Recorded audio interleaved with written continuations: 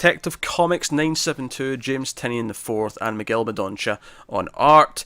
Next part of course, the Fall of the Batman. We ended the last issue with Clayface coming after Batman in Arkham. He's been kind of broken and beaten down to turn evil and psychotic, and he's coming after the Batman. And this issue is essentially a horror issue, where Clayface is this monster the Batman's fighting. He's trying to talk sense into him, and it's not quite working. There's some cool cameo stuff at the start where Batman gets knocked into like the evidence room, or the personal items room in Arkham.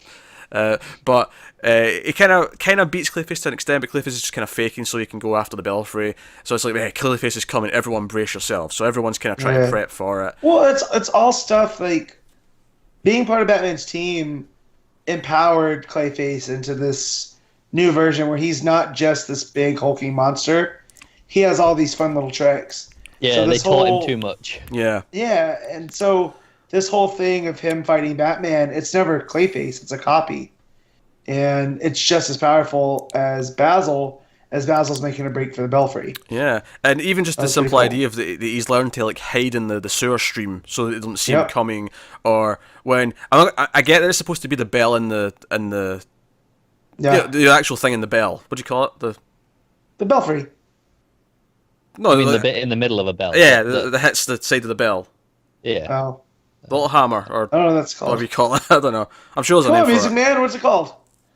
I don't know. The bells. Who gives a shit about bells?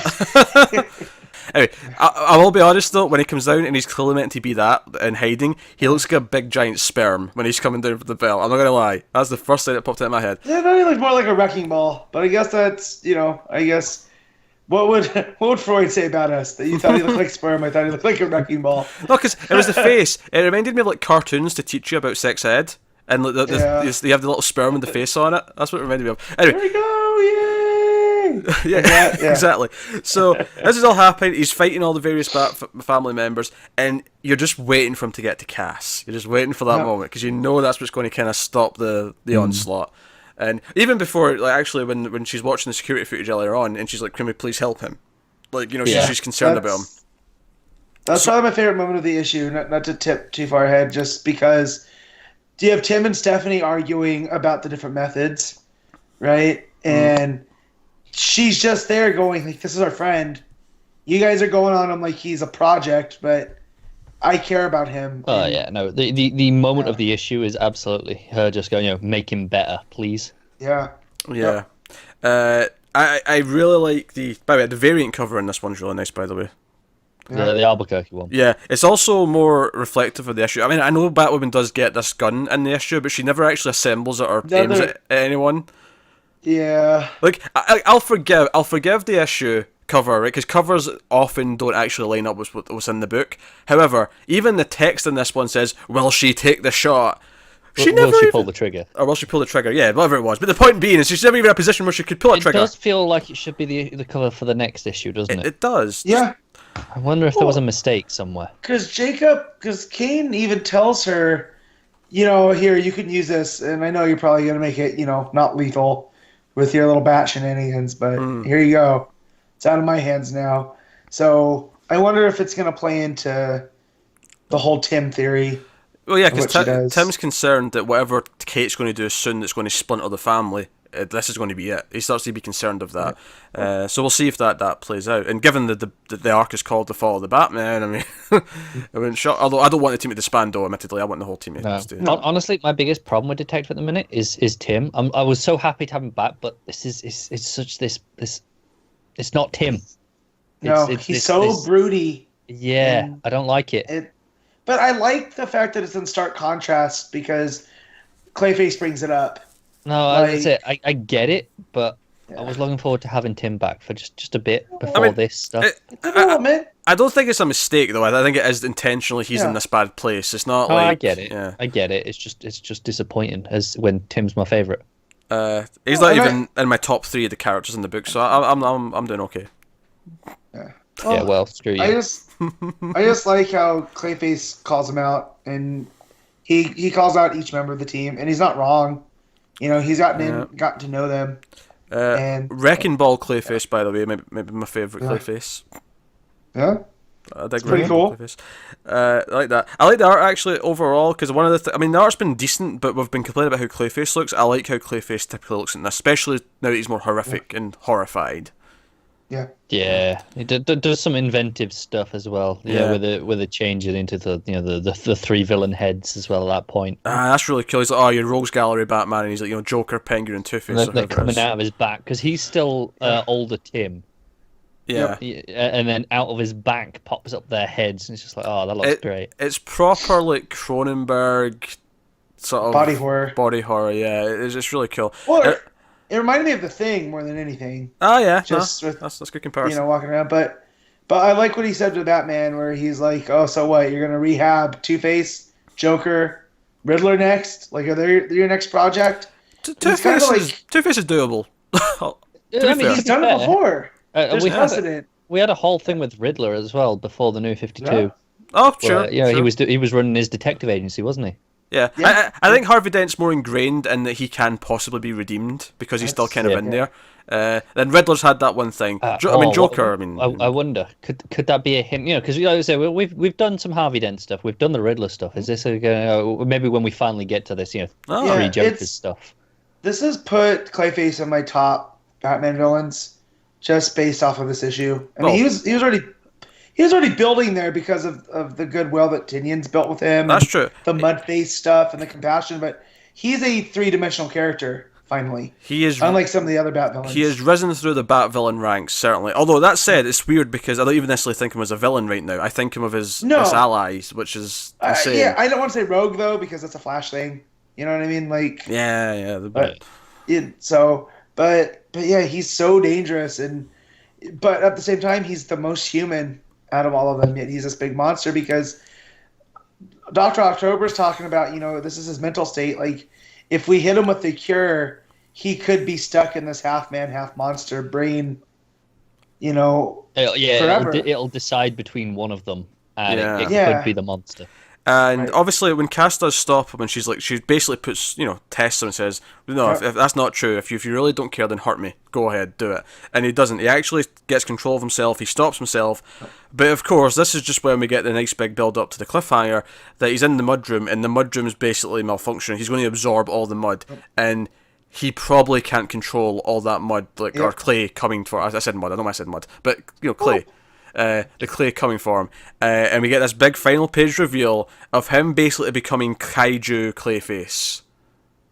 It's pretty dope. Yeah, it's pretty cool. Really, as they refer to him, King Clayface. Yeah.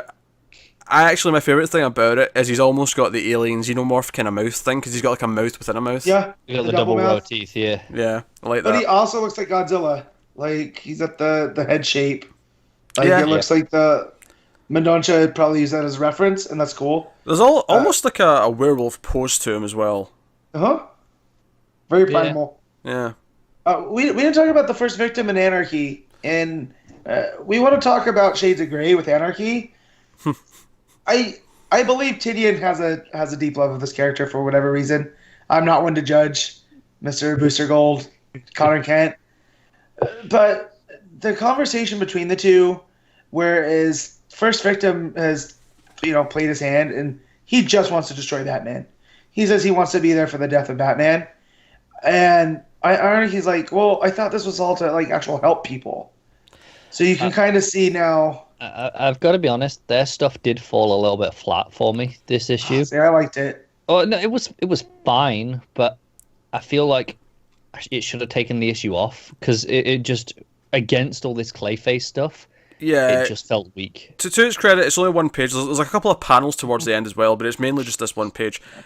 Here's my thing. I think First Victim is pretty cool. I typically like him. Anarchy, he's a bit more whatever. I don't really care about Anarchy that much. Yeah, but I feel like they're building him because when we had that Steph arc where it was her interacting with him, he doesn't seem like actually a bad guy. He does want best. It's just his methods are a little bit too far to one side, if you will. He's a little bit too extreme in how he wants to achieve it. And, they always say that the road to hell is paved with good intentions.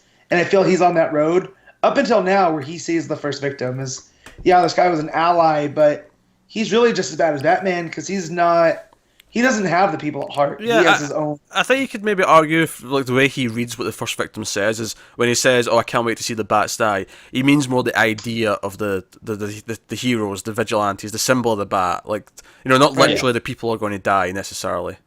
No, but it kind of throws their mission out the window if their whole mission was to bring, like, the people, because that was Anarchy's that whole commune that he had. That undercuts first victim. Just like Mudface is only interested in revenge. Yeah, it's kind of, it works though. Like, it works in the overall context of where we're going. At least it seems that way anyway. But I think the issue is very good. I think this and the last one have been great payoff emotionally for all the Clayface stuff. It's been really fun. Like, the cliffhanger was good last time. Then this time the actual fighting with Batman was great. The way he was appearing at the Belfry, the big cliffhanger at the end, the emotional moment with Cass. I think you can throw a couple of negative points at it for those that page or so, but I think for the most part I really loved this issue. Oh yeah, it's a great issue. I almost wish it had taken that page off, giving us that next issue. When we can, when Clayface is in monster mode now, so we're dealing with it, the physical threat, whereas this is we have the actual emotional beats. I feel like give them the issue off and just have an extra page devoted to this stuff instead. Yeah, maybe I can't necessarily argue with that. I mean, I could maybe see the argument that they wanted to have a page off for pacing reasons, to give you a break from the thing. Yeah, maybe, but because they didn't want to go straight from just Batman's fighting him to, oh, he's already at the Belfry. They wanted to give you because it gives you the sense of the passage of time by having like a little scene. No, in between. I get that. I wish it'd been something else, I guess. Yeah, that's fair. Yeah, because I think the thing is, I have been enjoying them so much that they felt weak by comparison. So by holding them off, they'd have been stronger. That's fair. But generally speaking, a pretty great issue, though. Oh, yeah, definitely. Yeah, you look at a team dynamic book, and there's always going to be a couple of those characters that kind of fall by the wayside. Yeah. And it's always going to be Batwing and Azrael. Azrael, just by the fact that they're not, like, upper level fan favorites. And that's fine. That happened in X-Men books all the time. Yeah, well, I feel like it's no coincidence that the weakest arc of Tech and its nearly 40 issue run was the Azrael focused arc. Yeah. And Batwing, for that matter, like he played a big part in that too. Yeah. I think it was clever that they shared the arc, so we didn't have to do one for each of them. That's true. But I like that he's putting on a spotlight. Tynion is like it fleshes out Gotham, and that's the type of DC Comics I like.